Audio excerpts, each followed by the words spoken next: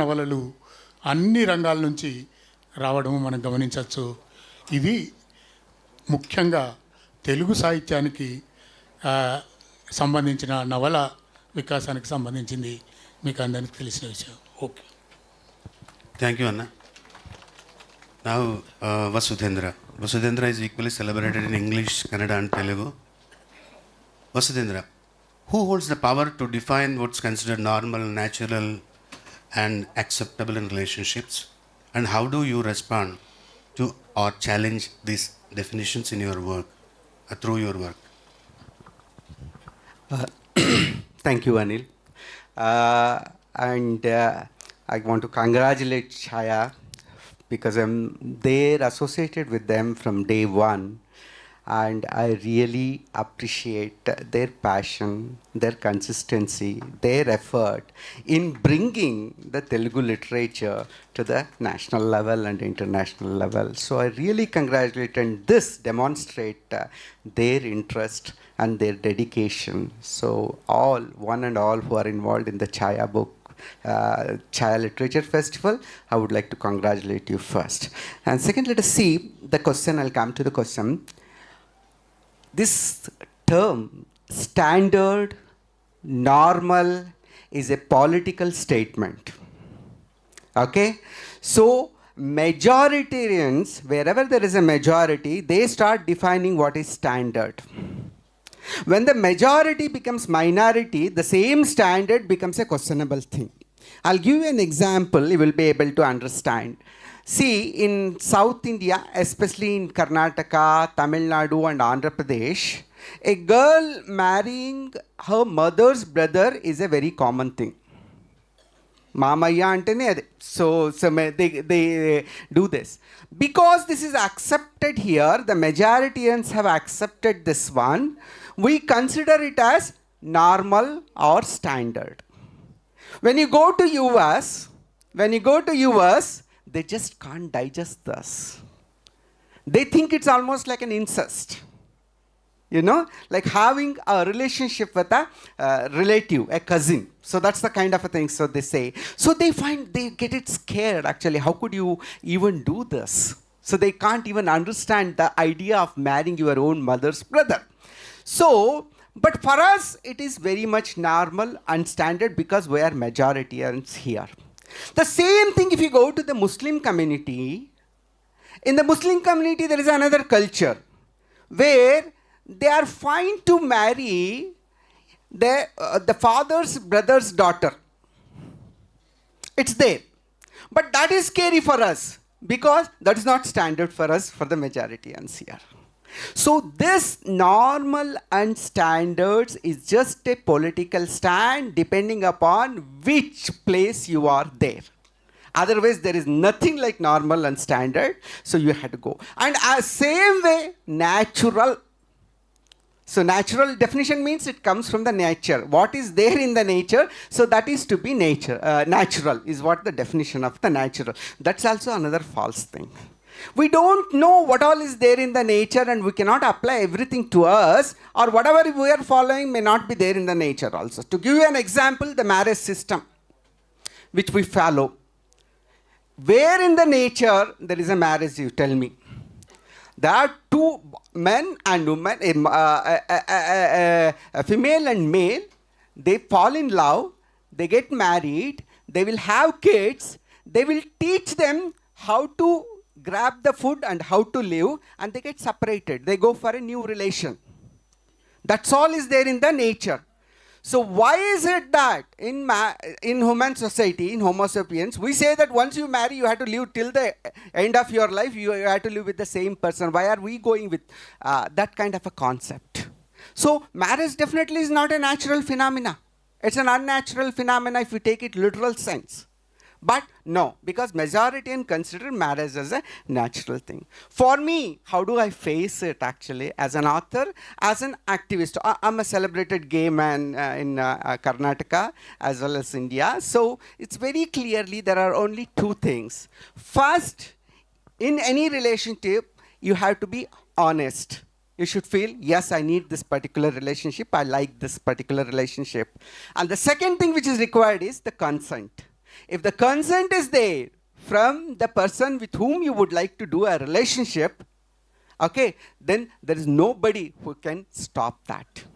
You should go ahead and continue your relationship. That's all it defines. Your honest feelings and the consent from the person with whom you are going to start the relationship. These are the only things which are important. That's why we say you cannot go, and we don't accept a rape of an young girl because she can't give a consent. You can't accept a wrong relationship with an animal because you can't get the consent from the animal. So that's what is important. So for us as a human beings, we require the consent and the honesty. Once these two things are there, just go ahead and celebrate your relationship. There is no one who can question, neither the government, nor the legal system, nor the society. Wonderfully. Wonderful. And Perumalagana, what's your process for translating your work, and what concerns do you face in preserving the essence of your work? Translation பற்றி நம்ம இப்போ பேசும்போது இந்த 21st செஞ்சுரியில் Indian லாங்குவேஜஸில் இருந்து நிறைய world லாங்குவேஜஸ்க்கு டிரான்ஸ்லேஷனில் போகிறதுக்கான chances வந்து ரொம்ப கூடியிருக்குதுன்னு நான் பார்க்குறேன். அது நமக்கு குளோபலைசேஷன், புக் மார்க்கெட் வந்து பெருசானது, இதெல்லாம் ரொம்ப முக்கியமான ஒரு காரணம்னு எனக்கு தோணுது. அந்த அளவுக்கு இன்றைக்கி டிரான்ஸ்லேஷனுக்கு ஒரு மார்க்கெட் இருக்குது. ஆனால் வந்து நாம் அதை பயன்படுத்திக்கிறோமாங்கிறது தான் கேள்வி. எனக்கு என்னுடைய தமிழ் பப்ளிஷர் அவர் வந்து இந்த மாதிரி டிரான்ஸ்லேஷனை மற்ற தமிழ் லிட்ரேச்சரை டிரான்ஸ்லேஷனில் மற்ற மொழிகளுக்கு கொண்டு போகணுங்கிறதுல ரொம்ப தீவிரமாக செயல்படக்கூடியவர். கிட்டத்தட்ட அவர் 20 இயர்ஸாக அதுக்காக முயற்சி பண்ணுறாரு. இப்போ கூட அவர் பிராங்க்ஃபர்ட் புக் ஃபேரில் தான் அவர் வந்து இருக்கார். அவருடைய முயற்சினால தான் என்னுடைய புக்ஸ் மட்டும் அல்ல, தமிழில் இருந்து கிட்டத்தட்ட ஒரு 50 ரைட்டர்ஸுடைய புக்ஸ் வந்து இங்கிலீஷ்லேயும் மற்ற லாங்குவேஜஸ்லேயும் போயிருக்கு. இப்போ கூட இப்போ அந்த ஃப்ராங்க்ஃபர்ட் புக் ஃபேரில் அசர்பைசான் மொழியில் சல்மாவுடைய ஒரு நாவல் வந்து இப்போ பப்ளிஷ் ஆனதை அங்கே ரிலீஸ் பண்ணாங்க. அது மாதிரி கொண்டு போகிறதுக்கான வாய்ப்பு இருக்குது. அதே போல் தமிழ்நாடு கவர்மெண்ட் அவங்க வந்து இப்போ ஒரு 3 இயர்ஸாக இன்டர்நேஷ்னல் புக் ஃபேர் அப்படின்னு சொல்லிட்டு ஒன்று சென்னையில் நடத்துகிறாங்க. அது பப்ளிஷர்ஸ் அப்புறம் லிட்ரரி ஏஜென்ட்ஸ் சந்திச்சுக்கிறதுக்கான ஒரு இடம். அதில் தமிழ் லிட்ரேச்சரை மற்ற மொழிகளுக்கு கொண்டு போகிறத இவங்க ரொம்ப ஊக்கப்படுத்துகிறாங்க. அதுக்கு கவர்மெண்ட் வந்து ஒரு ஃபண்டிங்கும் பண்ணுறாங்க. ஒரு ரைட்டருக்கு, ஒரு தமிழ் ரைட்டருடைய ஒரு புக்குக்கு 1 இயருக்கு எவ்வளவு அப்படின்னு சொல்லிட்டு எந்த மொழியில் போனாலும் அதற்கான ஒரு ஃபண்டிங் பண்ணுறாங்க. இந்த மாதிரியான ஒரு சூழல் அமைஞ்சிருக்கிறது தான் என்னுடைய புத்தகங்களும் பல மொழிகளுக்கு போகிறதுக்கான ஒரு காரணம்னு நான் நினைக்கிறேன்.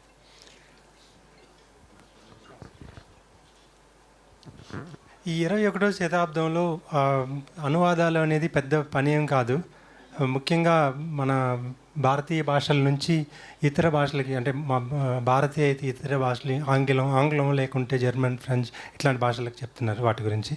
సో వీటి ఎలా సాధ్యమైంది అన్నది ప్రశ్న, అనంత్ అడిగిన ప్రశ్న. ఈయన ఏం చెప్తున్నారంటే, ఈయన పుస్తకాలు వేస్తున్న పబ్లిషర్ కాళచోడు అనేసి, వాళ్ళు దాదాపు 40 ఏళ్ళుగా పుస్తకాల పబ్లిషింగ్లో ఉన్నారు. వాళ్ళ కాళచోడు నడిపే వాళ్ళ నాన్నగారు కూడా పెద్ద రచయిత, ఆయన కన్నన్ అనేసి.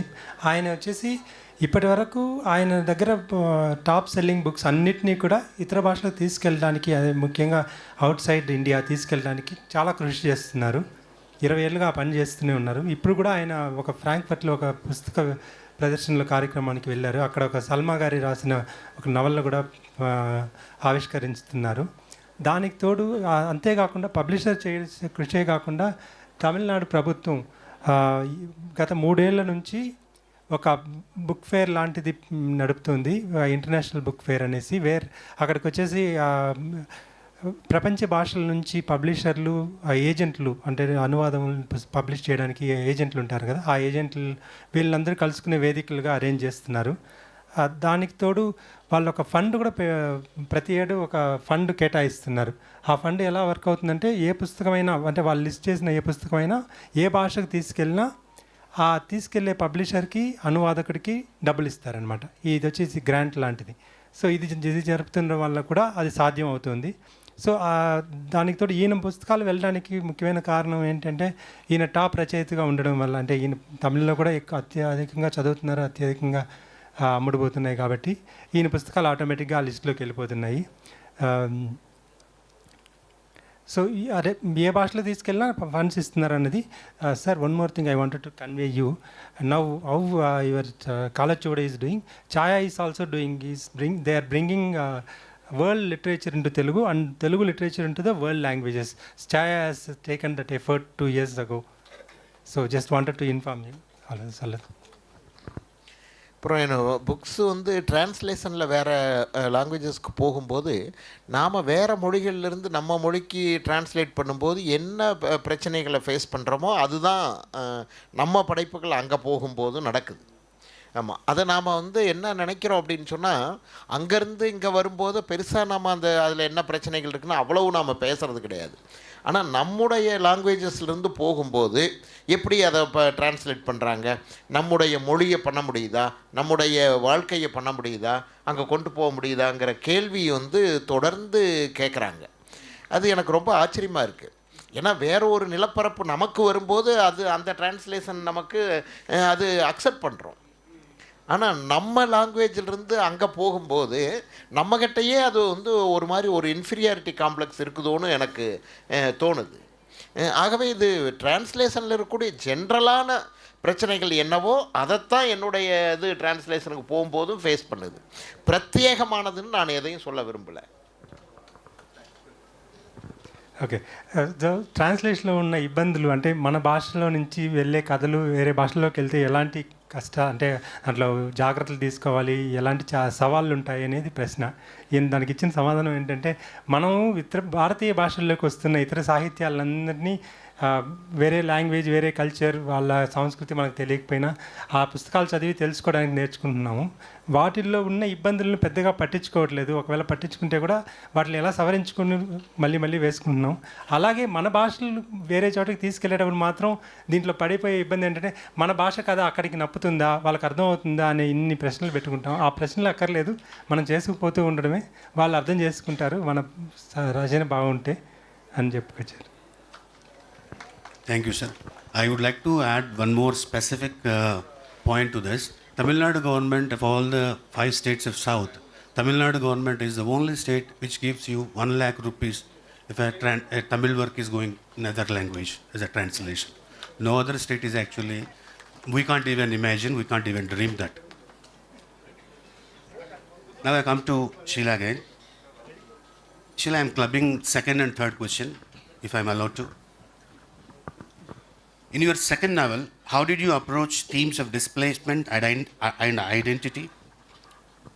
And what is your take on ecofeminism and environmental justice through your works? Thank you, Anand, for the questions. I think when we see displacement through a female perspective, it's totally different from displacement in a male perspective. I don't know whether I will be able to explain it in few minutes. In the second novel, Ruth, a Malayali woman, as I said before, travels across the sea to support her family to find a job. I have been a migrant for 2 decades in the Middle East. During that time, I have come across, hundreds of domestic workers and caregivers and women doing other kinds of jobs. And they are doing it proudly to support their family, support their land. I would say that they are displaced people, but they are not victims. In the language of mainstream, we will say that they are victims. Usually they are pictured as victims, but they are not victims. They are examples of resistance and resilience. That's what you could see in, in my second novel, Ruth, the Malayali nurse who went to Israel as a caregiver. But in Ruth's case, she separated from her homeland, her beloved ones, and from her language, and he reaches in a far distant land. Still, she, handled these struggles with courage and empathy. That is, I think, that female perspective I wanted to take about. In Israel, her life intersects with, the life of Sahel, a Palestinian poet, and Asher, a Jew. Then Ruth witnesses the real struggles of war, exile, invasion, and occupation. She begins to see that displacement is not only her story, but it's a shared human experience. We were witnessing what is happening happening for Palestinian people for the last 2 years. This novel was written even before that. You might have heard the poem of Mahmoud Darwish. I learned all the words and broke them up to form a single word, homeland. ലോകത്തിലെ മുഴുവൻ വാക്കുകളും ഞാൻ പഠിച്ചു, അതിനെ ഞാൻ പൊട്ടിച്ച് ഒരൊറ്റ വാക്കുണ്ടാക്കുവാൻ, homeland. They could not make a homeland. Homeland is in their dreams for a century, we can say. They have no identity. They are questioned at all the checkpoints. Now we have seen the invasion which killed 70,000 innocent people. Ruth witnesses these struggles, and she understands that her sorrows are nothing when compared to the actual struggle of Palestinian people. That is a female perspective I wanted to project. Parallel to a river of sorrows, there flows a river of humanity in Ruth's story. She knows that, the cross carried by Palestinian people are 100 times heavier than the crosses of a migrant female worker. That's the thing. And if you compare to the second question, ecofeminism, Valli. The novel, some critics and some readers are saying that it's an eco-feminist portrayal, but I didn't write it as an eco-feminist thing, and it happened like that. Valli, I don't know how many of you know Malayalam here. Valli means kuli, wages. And at the same time, Valli means women, and Valli means earth as well. Wayanad was a place of, as I said before, it's a place of rich biodiversity. In my childhood, that means 4 decades back, it was a heaven. It was a green paradise. But I have witnessed, the change of my land. It lost all the forest. When the forest is lost, the people who are suffering is the ordinary people, not the people who cause the destruction of the forest or destruction of the nature. The corporates and colonizers and even patriarchy becomes reason for the destroyal and destruction of nature, as in the same case as for women. Women is exploited in the same way. If we see the history of people of Wayanad, the same way as they are the patriarchies or the colonizers are exploiting nature. And people, and we say that women and nature are suffering everything silently. But it's not like that. There is a limit. At the end, it explodes. Some of you have seen the Churalmala landslide which happened last year in Wayanad. It was a very, very sad incident, very pathetic. 2 villages were washed away. People are getting, the greedy people are getting the reward, the valli, kuli, for what they have done. But those who are suffering, those who are paying the cost is not the people who did the damage to the nature. And, right? Yeah, that's what happening, all over in society. If we talk about marginalized people, if we talk about Adivasis, when the forest is lost, our memories are lost, and our stories are lost. Many of our Adivasi knowledge are lost. Their language is lost. Their songs are lost. Their dance forms are lost, And we, the mainstream people, forget about that. And they are the sufferers. They pay the cost for what we do to the nature and to the society as well. They are made victims for what we do for our greed. And that is the, I think, and that is what is reflected in Valli, and same time in Do Not Ask the River her name as well. Thank you. అన్న నేను 2-3 questions club చేసేస్తున్నా. Second and third question club చేస్తున్నాను. Athadu and Vasantha Geetham and Komaram Bheem, 3 distinct novels by same writer, 3 different social realities, 3 different standpoint, 3 different narratives.